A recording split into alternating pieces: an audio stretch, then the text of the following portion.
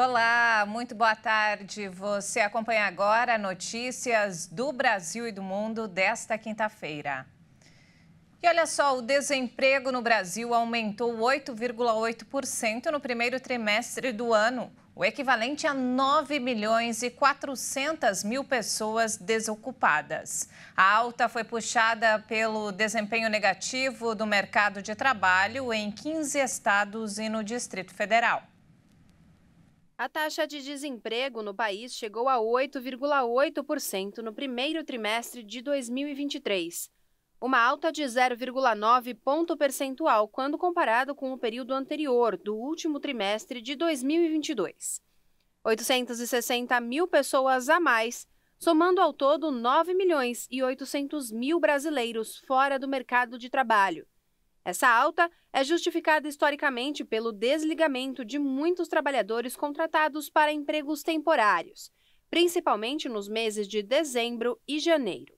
Já na comparação com o mesmo período do ano passado, o índice apresentou uma queda significativa de 21,1%, ou de 2,5 milhões de trabalhadores que passaram a fazer parte do mercado. Em relação ao último trimestre de 2022, a taxa de desemprego no Brasil subiu em 16 das 27 unidades da federação. As outras 11 unidades ficaram estáveis. Entre os maiores índices, Bahia ficou com a maior porcentagem, registrando 14,4%, seguida de Pernambuco com 14,1% e Amapá com 12,2%. As menores taxas foram registradas em Rondônia, com 3,2%, Santa Catarina, com 3,8% e Mato Grosso, com 4,5%. Segundo o levantamento, o número de empregados com carteira assinada no setor privado manteve estabilidade no trimestre. Então, boa parte da queda na ocupação pode ser atribuída à redução dos trabalhadores sem carteira no setor público e privado. Com isso, a taxa de informalidade voltou aos 39% da população ocupada, o que equivale a 38,1 milhões de trabalhadores informais no país. No trimestre anterior, a taxa era de 38,8%, mas estava em 40,1% no mesmo trimestre do ano anterior. Agora, quando olhamos para o rendimento médio real mensal habitual, ele ficou estável frente ao quarto trimestre de 2022 e aumentou um pouco quando comparado com o mesmo período de 2022. O presidente do Congresso, Rodrigo Pacheco, confirmou hoje que a CPMI de 8 de janeiro será instalada na próxima semana. Apesar do Senado ter oficializado apenas 4 das 16 indicações para membros titulares, já há maioria a partir das confirmações pela Câmara dos Deputados, possibilitando o início dos trabalhos.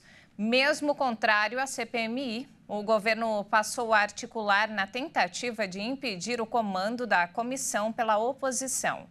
Antes da divulgação das imagens mostrando o então ministro do GSI no Planalto durante as invasões, o governo tentava barrar o andamento da CPMI.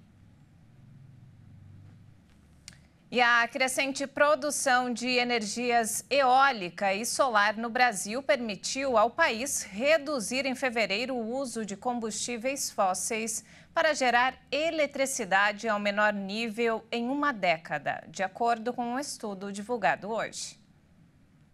No primeiro trimestre do ano, as fontes poluentes geraram 5,4% da energia elétrica, contra 10% no mesmo período de 2022. Como resultado, as emissões de CO2 do setor caíram 29% no mesmo período, apesar do aumento na geração de energia elétrica. Os parques eólicos e solares, que representam apenas entre 12% e 3%, respectivamente, da matriz energética do Brasil, tornaram possível a redução das fontes poluentes. O país tem uma enorme rede hidrelétrica. As boas condições dos reservatórios, graças às fortes chuvas, ajudam a manter as fontes fósseis sob controle. Com 63% da matriz energética, a rede hidrelétrica continua sendo a espinha dorsal do sistema. Na última década, no entanto, as hidrelétricas perderam desempenho, caindo de 59% em 2011 para 38% em 2021, e não aumentaram a geração de energia elétrica, enquanto a demanda continuou crescendo. Do outro lado, a geração de energia por turbinas eólicas aumentou 36% desde 2011 e a solar, 26%. Combinadas, as duas foram responsáveis por 73% do crescimento da demanda desde então. O Brasil, que assumirá a presidência do G20 em 2024, tem o maior percentual de energia elétrica limpa do grupo. Em 2022, o país gerou 89% de sua energia elétrica de fontes limpas. A participação dos combustíveis fósseis atingiu 11%, principalmente gás. E nos destaques internacionais, o presidente colombiano Gustavo Petro se retratou hoje por seu anúncio sobre o resgate de 4 crianças indígenas na floresta após um acidente de avião em 1º de maio. As crianças foram resgatadas por militares, bombeiros e autoridades da aviação civil na densa selva da província colombiana de Caquetá. O chefe de Estado apagou seu tweet com a notícia e garantiu que as buscas pelos menores continuavam. No texto na rede social, Petro conta que decidiu eliminar o post porque não foi possível confirmar a informação prestada pelo Instituto Colombiano de Bem-Estar Familiar. Ele lamentou o ocorrido e garantiu que as forças militares e as comunidades indígenas continuarão sua busca incansável para dar ao país a notícia tão esperada do resgate.